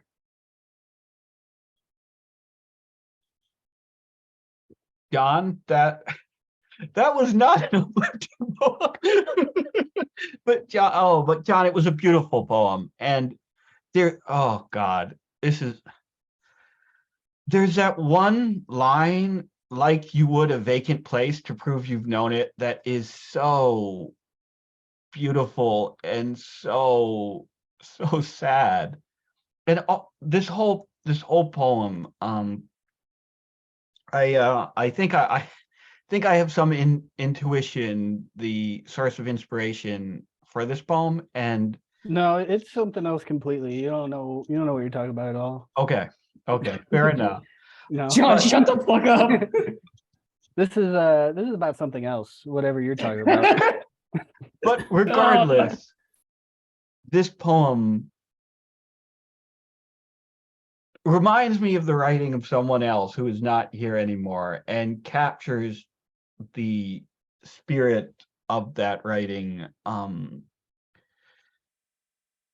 not only in tone, but also in like its imagery, its iconography, its whole feel beautifully. And if this poem is a tribute, it's a really powerful and effective one, John. And if it's not a tribute, it's still a beautiful fucking poem about grief and loss. So either way, man, it's really fucking good. Thanks. Yeah. Thank you, John. Colton, if I can count on anyone to lift the mood of the night and to just give us some nice, pleasant, uplifting, it's Colton. Of course. I'm fucking serotonin, baby. Come on. Okay, let me get this link. There we go. Okay. Tell me if it works, William. I was depend on you. Perfect. Working? Okay, cool. All right. Man, I wish Michael was here because I wanted to continue the theme of like plastic front lawn materials, but it's not Plastic Jesus. So these are just two short little poems. I've been in Mississippi a lot, so it just kind of, it has like old mid-southern, southern imagery and shit. I'll start with this one. Antique Snoopy blow mold with burned out 300 lumens C7 bulb. Listening to Blank Banshee, Diamond Head, Cream, Shrooms and S'mores, the ethos of Super Mario Sunshine, that old white lady living in her 10-story apartment unit decorated by original N.J. Woods Cottonfield paintings, gray skies and hidden gun safes, the business end of an axe stuck in a tree's trunk, kicking into a person's knee from the front so that it bends inwards, inverted torque socket. Garbage guardian watches the sunrise lift over bright pink sheets and sidewalk trash bins. Scared boys who don't even know how to clean themselves properly with soap. Your drunk friend slinks out his hog through a jittery zipper. You ask him, "You selling hot dogs over there, big guy?" He turns to you wearing his Silver Jews t-shirt, sideways peeing onto his brown Mercury Grand Marquis. Suddenly he shouts the word, "Nothing," and all you do is repeat the word back, "Nothing?" Locked digital security system background screen is a picture of a lake in Montana. Tap the power button and type in the passcode, 4 numbers, pound, beep. Security system activated, 30 seconds until building lockdown. Upside down geese with their legs poking out of the water. Green irrigation system valve cover concealing fire anthill. Dead turtle shooter, vodka, pickle juice, and hot sauce. Side panel dirt dauber mud nest manifesting the heebie-jeebies. Over there is the church playground where my best friend got attacked by wasps. I don't think she ever moved away. Her gravestone is behind the worship building by the fence. John 3:16 says it all. The Conway toe suck fairy is back. He finds you and saws off your foot so that he can suckle on your toes while you watch in agony. Some guy comes up to you in the library and asks if you can pronounce this word for him, and you look down at his rented copy of Faulkner's Light in August, and the man has his entire dong on the page. Underground eyes look around as dirty hearts start to pound. I'm selling Fent to make rent. Back then, the boys and I used to sell H over in the old Sears building before they kicked everybody out. That was good fucking money back then. All right, this next one. I didn't know what to name this one, but I like this one. Listening to Safety dance alone and high on drugs at 5 o'clock in the morning. Crying mother on Christmas morning, malignant tumor. He was my best friend. Phil Bryant of Bryant's Breakfast studied accounting and finance with my mom. When they were young, they both traveled to Texas a bunch of times and got plastered partying in hotel rooms during their off time attending CPA conferences. Phil ended up taking over his family business, serving crack of dawn eggs and fresh biscuits on Summer Avenue until he died of brain cancer. My mom continued working as an accountant for commercial businesses and became the CFO of a 501c3 org right before she retired. My father, having thrown in the career title after company downsizing, joined my mother in retirement as well. And now both of them are small business owners selling lucite purses, elk antlers, metal lunchboxes, Goldwater political pens, and cowhides. Mom wipes away her tears. Dad keeps playing bubble shooter on his laptop, and we all open our presents in the living room while watching the Cowboys game. Monkeys riding dogs, honey barbecue chips, internet search result, Gaddafi sodomized by bayonet. Don't change this bird. Can't change this bird. Complicit dead flip. Free until the bell rings. Checks cashed in for a birthday bouncy house and gas station ninja stars. Mid-South men remain here as emotional misery magnets meant for more than this. I've seen my dad's dick so many times I can definitely draw it from memory. It ain't about what you learn, it's about what you unlearn. My youngest cousin learned about the fall of the angels today, Lucifer in particular, and the teaching freaked her out so much that after her Sunday Bible lesson, she came home quiet and distant. She stayed in her room with the door locked for a brief period of time, thinking and reading her Bible. When she came back to the living room, she individually greeted, she individually greeted every family member. Hello, how are you? Handshake, repeating on down the line. After becoming familiar with everyone sitting in the room, she addressed everybody with the following. Loved ones, dear ones, I don't mean to scare you. Please remain calm.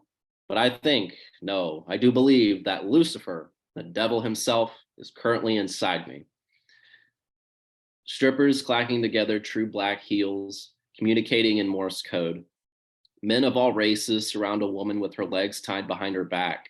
You know, her legs can get stuck like that if she stays in that position for too long.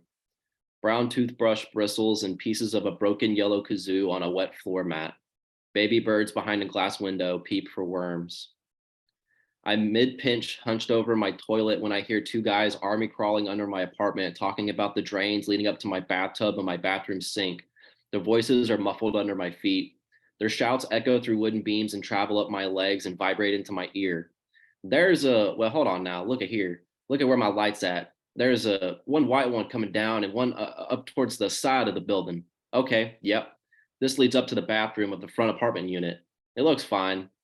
Hold up, let me smack it real quick. Before I can react or wipe, the man uses his tool belt hammer to thwack the pipe, and the recoil jolts into the deepest folds of my asshole. I mean, he was fucked from the get-go. When you have parents who are that wealthy, you know, as a kid, you're gonna fall through the cracks. You're gonna see what you're not supposed to see until later on in life. And he had everything. And all he did was fuck around in class. And who doesn't? But I knew he was smart. Remember when he 4-move checkmated you that one time? He was a smart kid. They all are. He was a great wrestler too. He knew how to take you down and make you stay down. I think he drank a lot in high school. I just never saw it. I forget. Was it heroin? Yeah, that's the ticket punch for Casket Town. Fuck. Who was it? I think it was that guy whose dad owns that sandwich shop. Yeah, they were in the same rehab at one point out in Knoxville. That was the last he'd seen him. He seemed okay. I mean, they all do. Man, his two sisters must feel pretty fucked up about it. I wonder if his parents even realize what they did, if they know they gave birth to incurable doom, because maybe they should. That's it. Colton, I swear to God, I have no fucking idea how you do it. I have no fucking clue. There are people who read here where I have an inkling of how they do it, right? And Drugs. I have but man, it's more than that, right? Because there's a lot of drug trip writing out there, right? But every line of the shit you write is perfect. And I know you don't think that, because every time we publish you email me a week later with 36 corrections, but still, Oh my god, there's dude. a level of like unbelievable meticulous perfection to the way that you write, which is unbelievable given how, like, if you like had to like provide like an outline of one of your pieces, right? It would seem like the most disjointed, crazy shit imaginable. You would be like, how the fuck could those pieces possibly fit together? And yet, every single fucking time you read, they fit together perfectly, and not just like thematically perfectly or perfectly on a literary level. They fit together perfectly in a way that evokes real fucking emotion, real like powerful fucking emotion. Man, I don't know how you do it. It's fucking unbelievable. And you did it again. You did not necessarily lift my spirits from the last week. It's still great shit, man. Thank you so much. Thank you, William. And closing out the night here is Josh, the other Josh. I don't think he'd like to be called the other Josh. No, but that's fine. Josh too. I'm used to being othered as an autist and someone who suffers from ADHD. Josh, you're not autistic. Stop stealing valor. What happens when I actually get the diagnosis, which I will? I mean, the tests online aren't enough to like, Dude, I score like that's the only like test that where I get perfect scores. Online autism quizzes. I don't know what a perfect score is on those, but when it gives you this reply in red bold letters that says, you should seek medical assistance. You appear to have high autism and may not be functioning as well as you should. I don't think you're taking the same tests, and also based on feedback from my girlfriend who lives with me. I mean, I would love for you to live with me, but I mean, it seems impossible right now. Josh, come to Colorado. You can live here, please. There's an extra bedroom. You're pretty tied up with Bruiser right now, so I wouldn't want to interfere with what you guys got going on. That guy lives in Wisconsin, dude. Come on. Josh, before you get started, I just want to say, Gigi reminded me, not of the autism test, but have you ever taken any of those like depression tests online? No, because I have taken them, and that thing that Gigi said is 100% true. I would take those when I was. Hey, we finally get perfect scores, William. I would take those when I was feeling suicidal, and you'd get that box that was like, "You need to talk to somebody." So the contact a health professional. Yeah. The autism test is not the main one. It's not like that at all. It's a score out of like. I don't even know. Have you asked TikTok if you're autistic? They seem to be pretty good at sussing that out. Yes, Talon. Actually, I did. No, Talon cured his autism. No. Talon actually posted the test, and I quote tweeted him and said, "I scored higher than you," and he deleted the tweet instantly. So I was worried that it was because of that. But no, yeah, it's a different test, and it's not about that. It doesn't say anything. It just, evaluates. But you know what? You don't have to take my disability. Josh, the way you arrange your books on your shelf behind you is not autistic. Yeah, it is, because it's based off of very specific interests. So you'll notice, anyways, I won't explain how it's done, but there is actually a very specific method in the same way that my records and all the other things that I collect compulsively are arranged. But I don't even want to read anymore. Josh, someone whose middle name you to read. Josh, you're better than Josh, that. my middle name is Hans. It's the same first name as Hans Asperger. So I essentially have access to diagnosing people with autism or Asperger's. So should All I? right, okay. All right, Josh, I will. It's I really it's an updated version. It is updated, and it was updated. You can consider this to be the Kobe. How long has it been? It's an anniversary edition.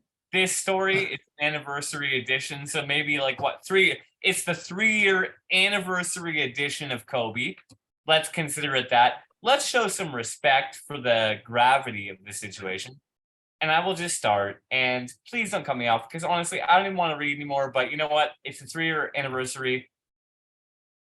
I would really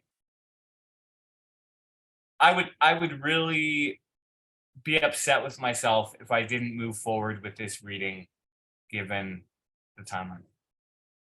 So, Kobe. All day long, the seconds that seemed to ooze, thick and heavy. The most excitement Jake had that day was when he realized he was still connected to his work's VPN while searching for Asian bukkake videos on Pornhub. That can't be in line with the cybersecurity hygiene best practices that HR had reminded him of last week. But what does his employer expect?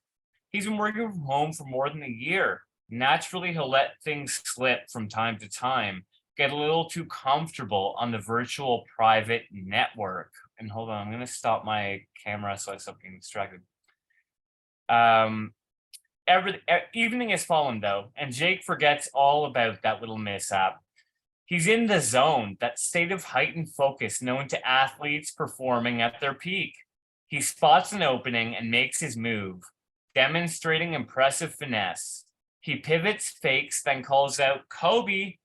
His fadeaway release is a thing of beauty. The shot traces a perfect arc as it sails towards its target. Then there's a clang. The empty beer can ricochets off the rim of his overflowing recycling bin. Fucking helicopter parent. Jake curses the late NBA All-Star Kobe Bryant for the bad bounce. He picks up the discarded tall boy from his kitchen floor, watches the dregs pool in the dirty grout. The mustard is off the hot dog. The Kobe thing is probably bad karma. It's the 2-year anniversary of the chopper crash near Calabasas, California that claimed the life of the Black Mamba. Fortunately, Jake doesn't believe in karma. Lately, though, he's had the creeping sensation that he's headed for trouble. It's got nothing to do with fate. This isn't about destiny. Such superstition disgusts him, an intellectual. It's more than that. Well, if you're playing in an arena of misery, the game has its own set of rules. Chess matches don't end in tackles. Rugby rivalries aren't settled by conflict mediators. There are certain parameters, or maybe it's something more precise, like arithmetic. Basically, Jake's pretty sure that he's not going to like the sum of his recent decisions. And yet there are more pressing matters to worry about at the moment. His fridge is empty and he's still thirsty. Craft beer lives here. A block letter banner announces the sale of alcohol. It's hanging from the grocery store's modular, non-committal facade, glass panels and siding, the temporary permanence of Toronto's former boroughs. Everything that isn't a condo is built with the assumption that it'll be torn down for one. The banner's been dangling in front of the store since 2017, when the Ontario government gave up its monopoly over liquor sales. Back then, it was a novelty to grab a 6-pack from a supermarket. Now, even 7-Elevens are applying for liquor licenses. The dubious banner looms larger as Jake trudges across the parking lot, and he's reminded of his journalism diploma. It's still framed on his bedroom wall, though he only worked in the industry for a few months after graduation. Like the banner, the diploma seems less likely to ever be pulled down with each passing day. Jake imagines himself, the banner, and his diploma in a race towards total irrelevance and feels a competitive edge. Kobe.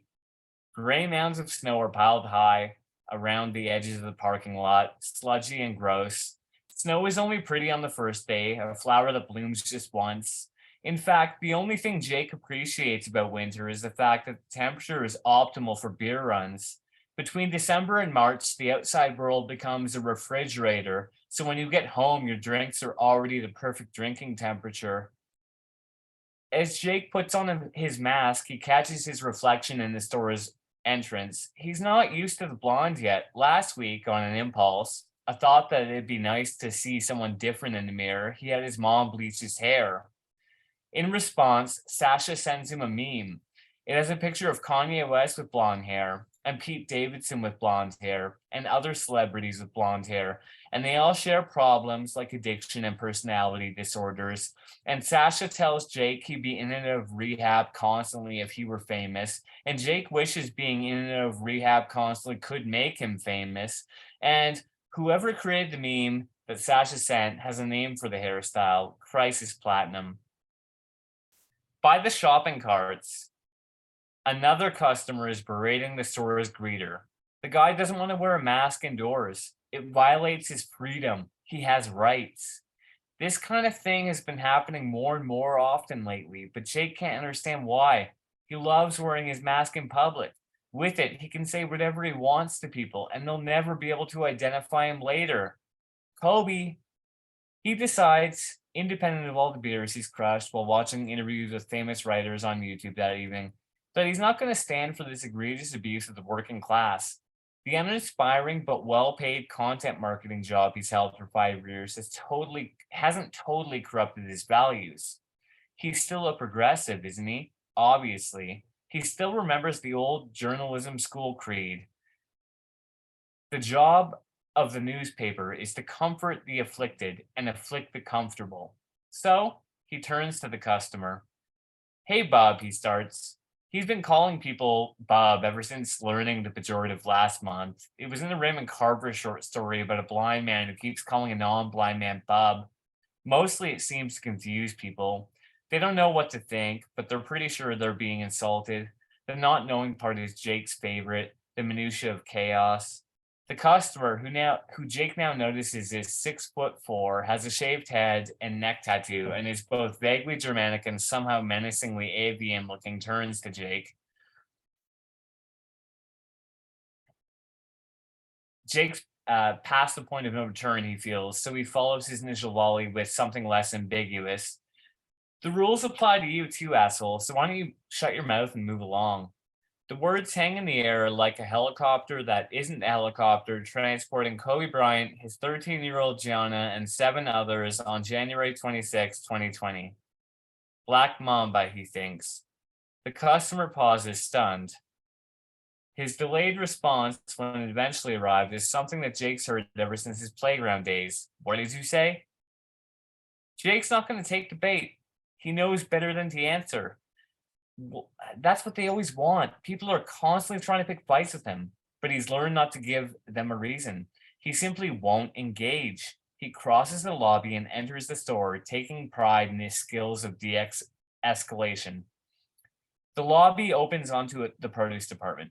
Tables are piled high with real fruit that looks like fake fruit, waxy lemons, limes, apples, and pears. They're strategically placed up front.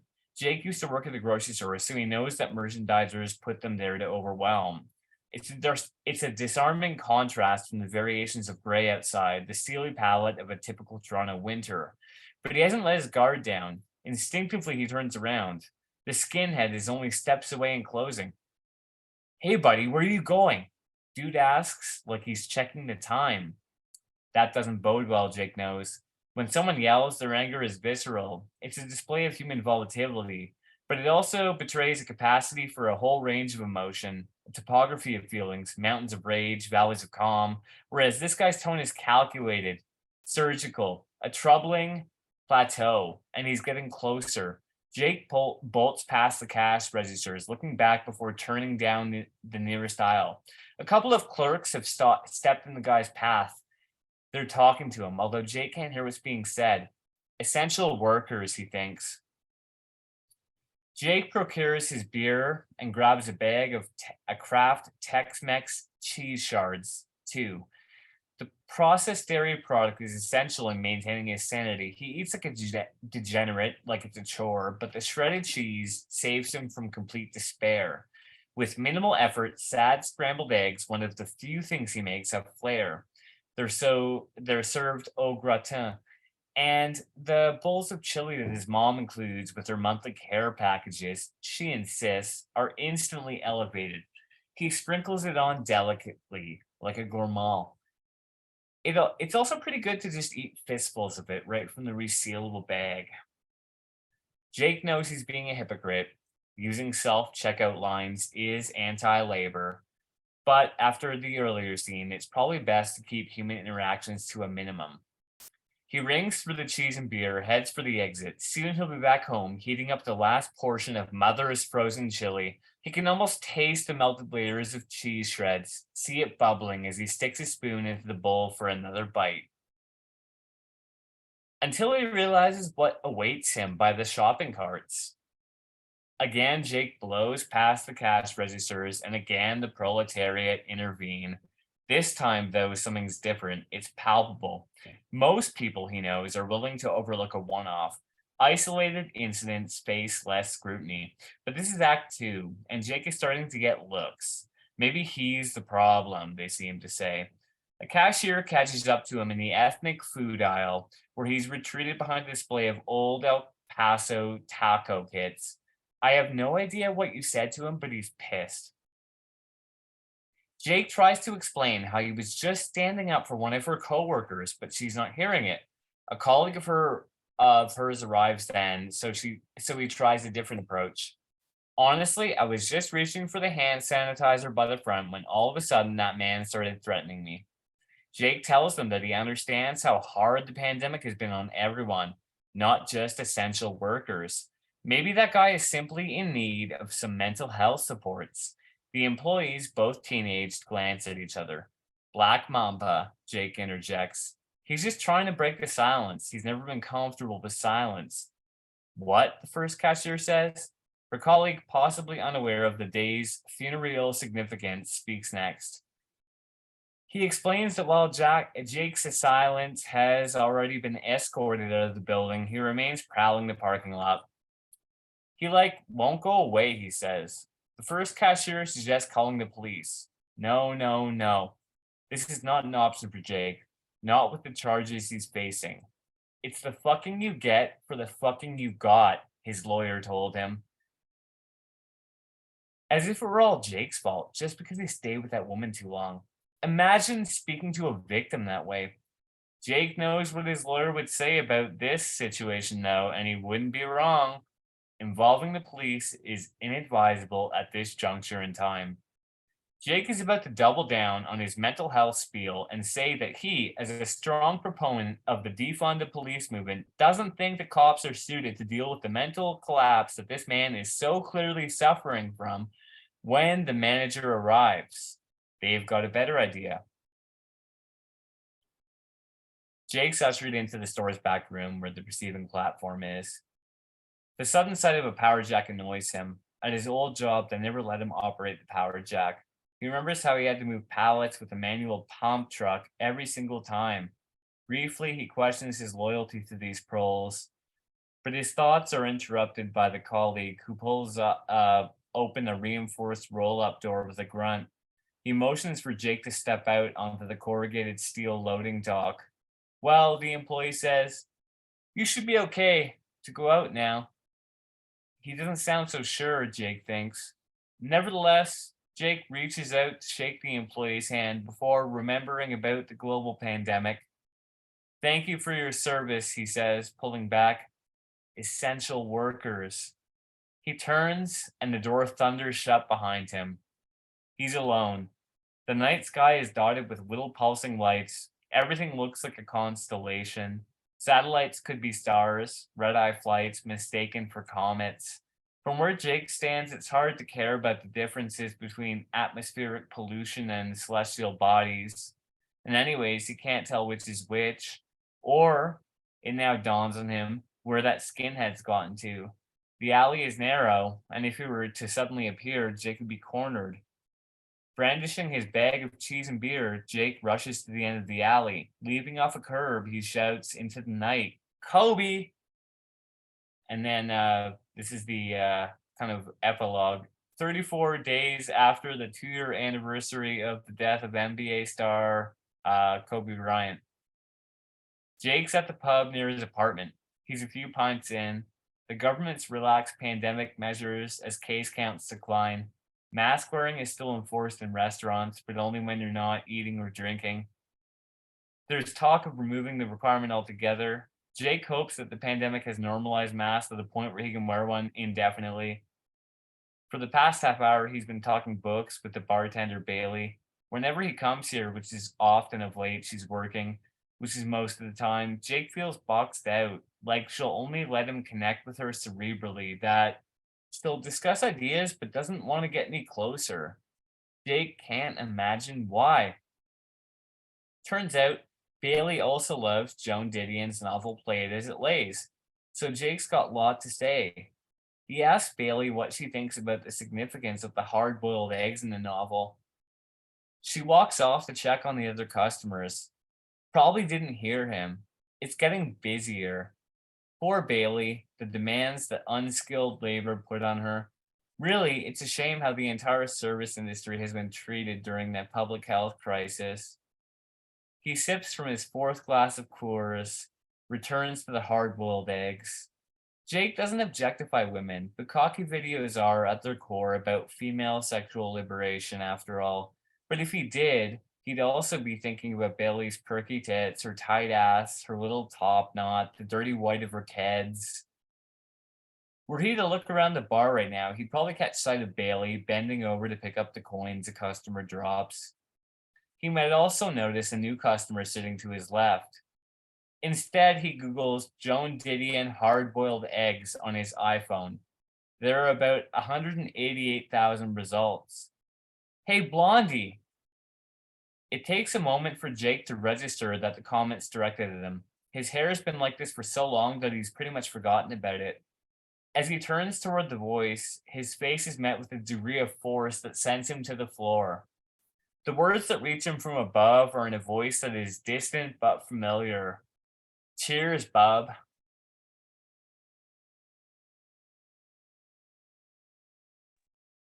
Yeah. Josh, I'm interested to know what you've changed here since the last draft or the last time you read. I've added a lot of little things, like the for instance, first thing that comes to mind is the digital hygiene kind of concept, and just little things like that throughout. Is the Crisis Platinum thing new, or was that in the last? That was in the last one, and even as I Okay. read it, I think it needs tightening with sentences. So I apologize for wasting all your but yeah, but no, there were a lot of things like the digital hygiene, and not necessarily not really jokes, but just like things like that were put in this time around. What about I feel like maybe the Kobe motif is more completely worked into the piece than it was before. I always try and work Kobe more in. That's what, okay. It felt like it recurred more in this version, but then again, it's probably the last time you read this was probably a year ago on the second anniversary. So. I think so, but again, sorry, I really shouldn't even read it. And no. Oh shit. Oh, that's. Wait, Josh, I have an ignorant question to ask you. Do they have basketball in Canada? Like, I know there's a Canadian football we league. invented basketball. We invented it. Shut up. Just shut up.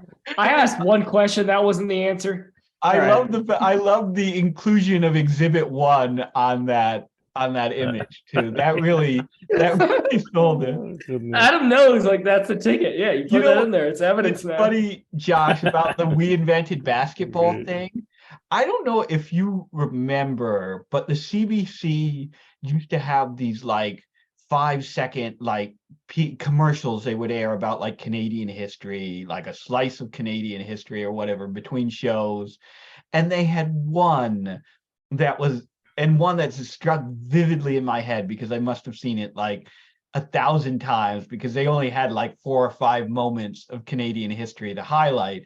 And it was about the invention of basketball. So James Naismith, we invented that. So I'm offended now. But also though, I feel like the story it's not that good. I don't know, but it has to be in the book because I need my book to be longer. No, I like it. I like it. I've always liked it. I Yeah, think this it's one is- of the this is first one of- stories that you read here at Misery Tourism. It's just not, the sentences need to be tighter. Do you want a piece of advice from, or not advice, but do you want an edit from me on this story that I probably shouldn't give you because you keep like screwing with it? Sure. I think, and this is just my opinion, okay? I think you should cut the epilogue. I don't like the I don't love the cosmic justice of the epilogue. I'm going to be honest. I love this piece.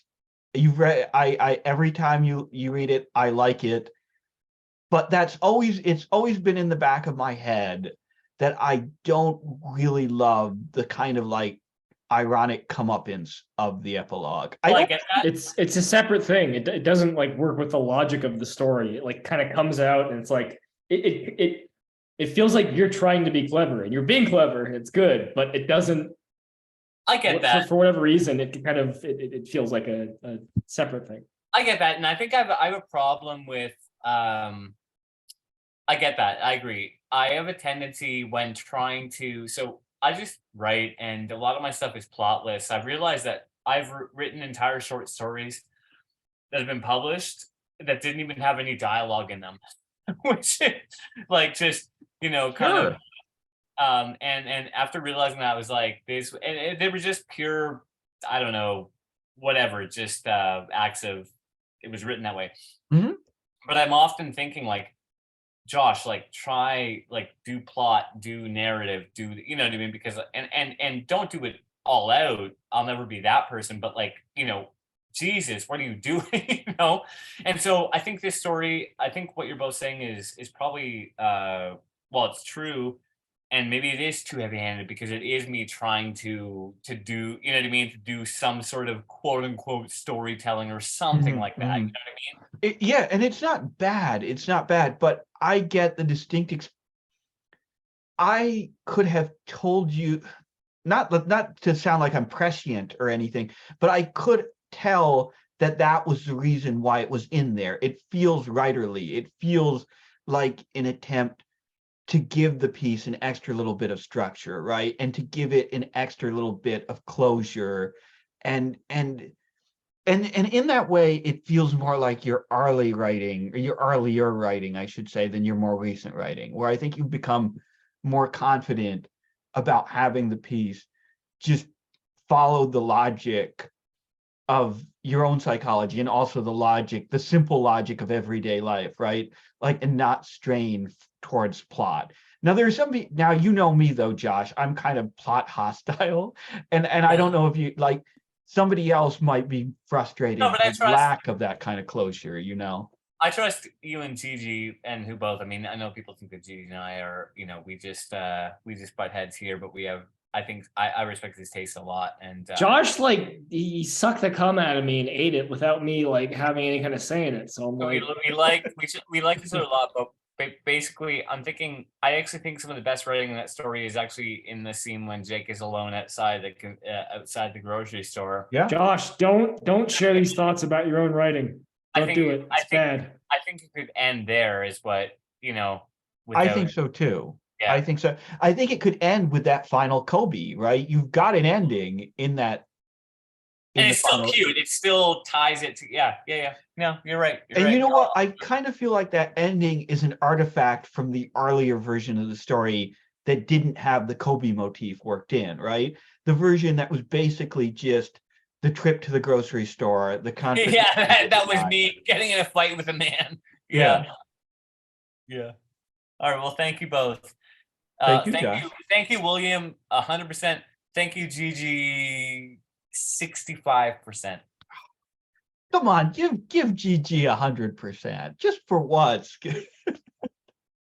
Okay, I'm gonna end it here. Of course, I'm gonna keep the Zoom meeting open for people to hang out, but it is 10:30. We've been going for about 2 hours, so this has been fantastic, guys. This weird fucking thing happens, and I've talked about this before. I don't know if you guys know this, but I can get discouraged. So, And often I can get discouraged in a way that makes me really question, like, what the fuck am I doing? Like, question, like, whether I really care about art and writing and about, like, the scene and the community. And, like, often I can get really down in the dumps and be like, you know what? I'm just going to walk away from all of this fucking shit.